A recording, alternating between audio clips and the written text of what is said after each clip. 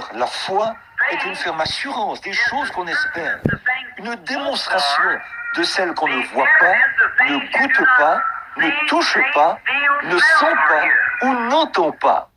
Mais le sens de la foi est tout aussi réel que votre vue ou n'importe lequel de vos autres sens. Vous voyez ce que je veux dire? Vous le croyez.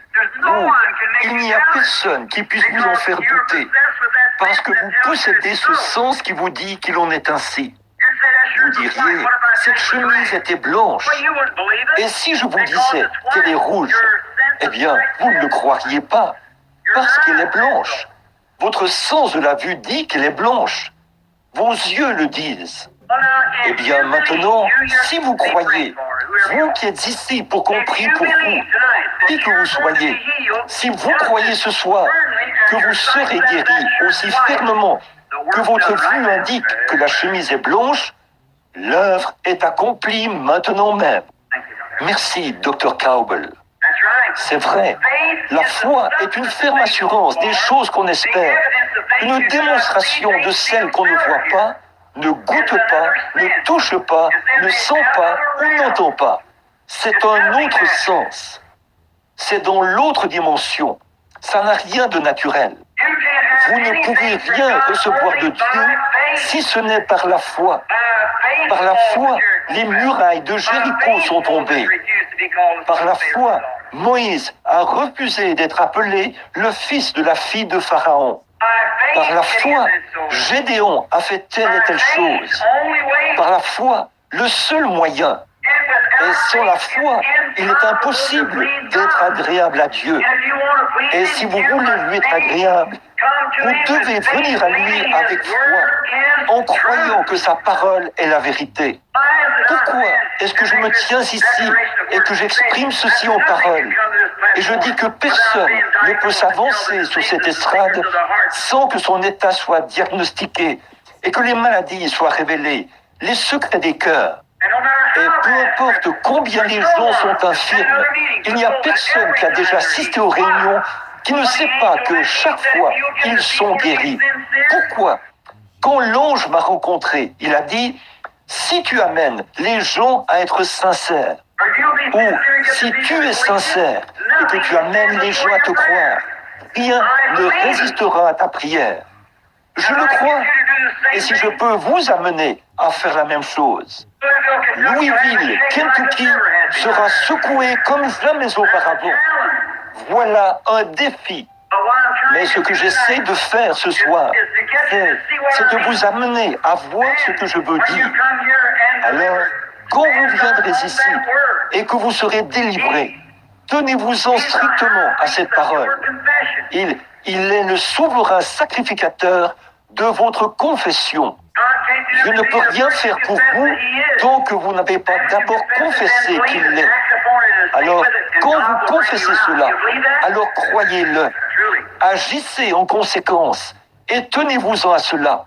Et Dieu vous délivrera. Croyez-vous cela? Vraiment. Ici, il n'y a pas longtemps, à Fort Wayne, dans l'Indiana. Au fait, Dr. Bosworth, j'ai un petit article dans la poche de mon pardessus. On vous l'apportera sur la réunion que nous venons d'avoir, publiée dans le We the People. Je crois que c'était au sujet d'une petite fille aveugle, ce qu'ils ont publié. Ça paraîtra dans le We the People, un livre qui est diffusé partout dans le monde. Un journaliste avait rédigé une critique. Il disait, la jeune fille a déclaré qu'elle était guérie, mais elle ne l'était pas. Là, la petite fille a reçu les attestations du médecin, et ainsi de suite. Et cela a été publié. Oui, on a examiné cela. Et maintenant, ça s'est même rendu au We the People. Dieu agira. Il n'y a personne qui puisse.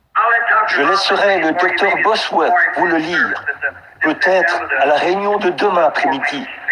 Ça a été envoyé par le journal de Fort Wayne, là-bas. Madame Bosworth, dans la réunion, il continuait. Certains disaient, il y avait là un homme qui souffrait de la sclérose en plaques. Il était paralysé depuis 10 ans.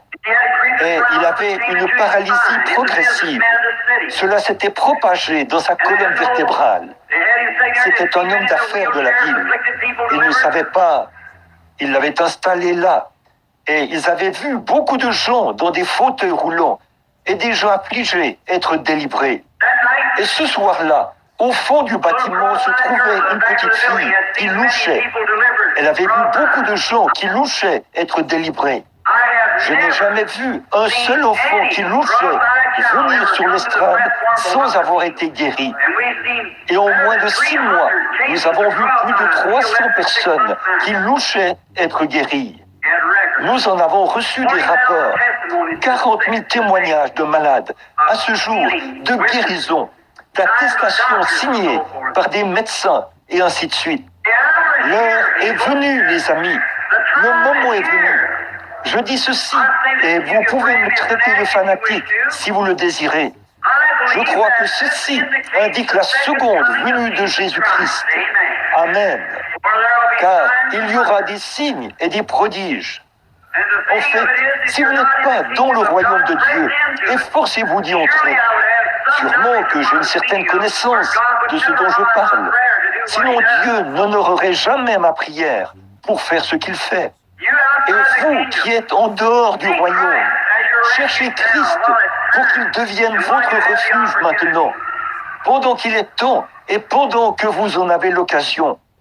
Il y a un cas que je n'oublierai jamais. Une fois, je me tenais au fait, pour finir de vous parler de la petite fille de Fort Wayne. Madame Bosworth lui a dit, elle a dit, ma chérie, elle vendait de la documentation au fond du bâtiment. Elle est arrivée là, en pleurant. Elle a dit, Madame Bosworth, c'est la femme de frère Bosworth. Elle a dit, j'ai vu tous ces gens qui louchaient être guéris. C'était une jeune femme d'environ 18 ans qui louchait affreusement. Elle a dit, si seulement je pouvais m'avancer là et passer dans cette ligne de prière. Mais je ne peux même pas obtenir de carte. Madame Bosworth a eu de la compassion pour cet enfant. Elle a dit, ma chérie, si tu vas par derrière, là, où tu peux le voir, et vraiment, ne te contente pas d'imaginer, là, mais crois de tout ton cœur que c'est un don de Dieu. Je t'assure qu'il t'appellera dans quelques minutes. Je priais pour les malades sur l'estrade. J'avais le dos tourné à la jeune fille. Tout à coup, j'ai senti cela s'installer. La foi s'animer. J'ai regardé autour de moi. Je n'arrivais pas à discerner. Il y avait simplement trop de gens là. Ils étaient très serrés. Je savais que ça venait de cet endroit. Et j'essayais de discerner de quel genre d'esprit il s'agissait. Vous voyez, sa foi s'était élevée dans cette catégorie-là. Quand je me suis retourné, je l'ai finalement trouvée. Oh, elle était à une distance 2 fois plus grande que ce bâtiment. Et je l'ai repérée. Elle portait un manteau vert. J'ai dit, la jeune femme qui se tient là, au fond, qui louche et qui porte un manteau vert, ne craignez plus. Dieu vous a guéri. Ses yeux sont devenus parfaitement normaux. Ce n'est qu'un des milliers de cas qui sont arrivés de cette façon. Maintenant, si nous pouvons avoir une réunion, si vous pouvez vous réunir et rejeter simplement ce que vous pensez être ceci, cela, rejetez tout simplement cela. Ne venez pas en tant que spectateur. Venez en croyant et voyez si ces mêmes choses n'arrivent pas ici même dans le bâtiment. La première fois que j'ai rencontré le docteur Bosworth ici, c'était à Miami. Nous tenions des réunions. Dr Bosworth, de renommée internationale, a 40 ans d'expérience dans l'enseignement de la guérison divine. Il pensait qu'un jour, Dieu enverrait le don à l'Église. Et alors, quand il a appris que j'étais là-bas, il s'est dit, eh bien, voilà encore quelqu'un qui prêche la guérison divine. Il est venu à la réunion un soir. Et quand il est venu à la réunion, nous avions ce qu'ils appellent une ligne rapide. Des milliers de personnes étaient debout. Cet après-midi-là, 2 petits garçons sur WBAY, une station de radio, ont été interviewés. Ils sont nés aveugles. Ils avaient tous les deux recouvré la vue et ils les ont fait venir là-bas à la station de radio pour les interviewer. Alors, frère Bosworth est venu à la réunion et s'est trouvé que lorsque la ligne rapide a commencé, plusieurs milliers de personnes devaient passer dans la ligne ce soir-là. On a simplement imposé les mains à ceux qui passaient, 4 de front. On a fait entrer une petite fille dans la ligne. Je n'oublierai jamais cet enfant. Elle était une petite chose toute mignonne. C'était une petite fille aux cheveux blonds. Elle n'avait qu'une petite dent. Et elle avait une nouvelle manucure dans les cheveux, ou le nom que vous donnez à ces choses que les femmes mettent dans leurs cheveux. On l'a fait entrer. Elle portait un appareil orthopédique sur sa petite taille ici. Et on l'a amenée et fait passer dans la ligne. Et je lui ai imposé les mains. Elle est descendue de l'estrade et on l'a remise dans la ligne. Eh bien, la pauvre petite. Et elle a continué à avancer. Et puis quelqu'un l'a menée pour passer dans la ligne. Et on lui a imposé les mains. Et pendant qu'elle repassait, elle a levé les yeux avec ce genre de petit sourire aux lèvres, vous savez, et cette petite dent qu'on pouvait voir. Et quelque chose a simplement dit « Arrête l'enfant ». J'ai dit « Ma chérie, j'ai vu qu'elle n'avait pas la foi pour être guérie à ce moment-là. Mais voyez-vous, c'est à ça que sert le don. Ici, sur l'estrade, vous remarquez comment loin parfois vous devez travailler. Les gens disent « Oh, je crois, frère Branham ». Mais voici qu'ils sont ici en bas. Et c'est ici qu'ils devraient être, ici en haut. Eh bien, alors, le fait de dire leur maladie, les secrets de leur cœur, cela fait monter la foi jusqu'à ce que j'arrive à amener la personne à me croire. C'est ce qu'il a dit. Si tu amènes les gens à te croire, sois sincère quand tu pries, alors aucun démon ne pourra rester là. Il doit connaître le maître. Alors, et je sais qu'il m'a dit ça. Et quand je peux amener ce patient à un point tel que sa foi s'élève jusque-là, c'est ce qui me donne une foi parfaite. Je n'ai jamais vu cela faillir. Et ça ne faillira jamais.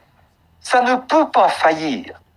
Et alors, quand la petite fille, on l'a amenée et fait passer dans la ligne, j'ai dit, ma chérie, tiens-toi juste derrière moi. Et elle s'est tenue là, derrière. On la tenait. Elle s'est accrochée au pont de mon veston. J'ai dit, prie, ma chérie. Et elle a baissé sa petite tête. Elle priait. Et frère Bosworth était assis, en train d'absorber tout cela, encore un peu sceptique.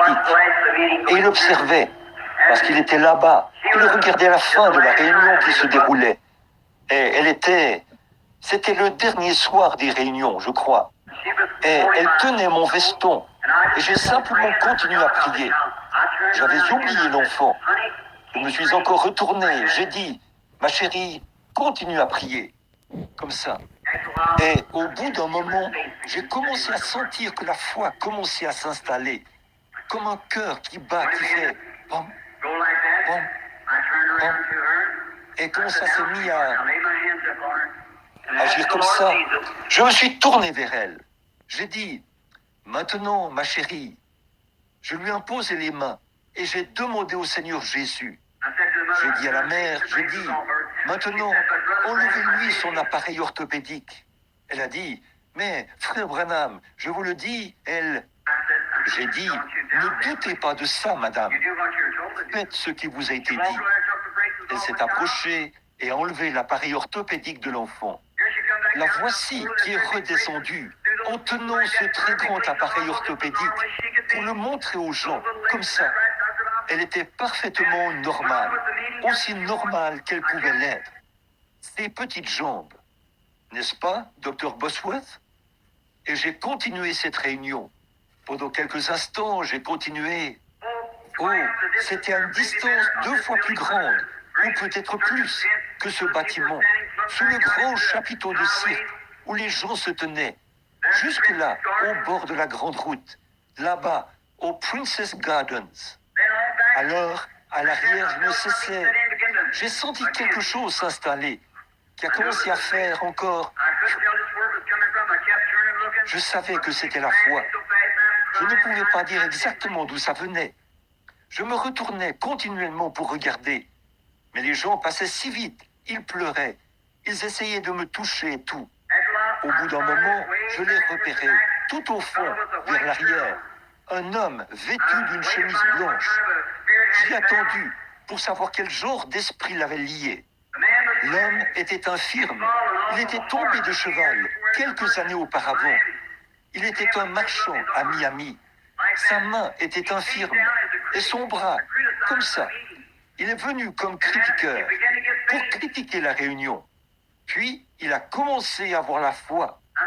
Je me suis arrêté et j'ai dit, « Monsieur, vous qui êtes tout au fond, le quatrième de la rangée, dans cette direction-ci, qui portez une chemise blanche, levez-vous. Jésus-Christ vous a guéri. » Et quand il s'est levé, ses mains se sont levées. Sa petite femme, toute maquillée, on aurait dit qu'elle était une exaltée. Comme le petit frère l'a dit ce matin dans son émission, à l'entendre crier, il était là, parfaitement délivré. Frère Bosworth a fait une enquête sur ce cas. Puis il est venu me voir. Il a posé des questions à cet homme à ce sujet. Et quand il a découvert que c'était bien le cas, il m'a demandé, il a dit, « Comment avez-vous su que c'était cet homme-là » J'ai dit, « Monsieur, je commence à m'affaiblir.